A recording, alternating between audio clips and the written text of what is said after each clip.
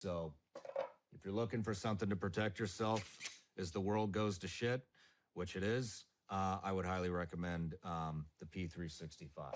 But, if that's not your thing, I would say here's the most important thing. Just remember the acronym CAR. Comfortability, is it comfortable in your hand? Accuracy, can you accurately shoot with it? And reliability, is it a reliable weapon? Stick with the main brands. Don't go buying weird shit that's untested that some guy made in his garage. Same goes with ammo. Everybody's always coming up with a new thing. Oh, guess what? This ammo, this bullet, guess what? When it hits something, it's going to expand into 1,000 shrouds of things and it's going to be super effective.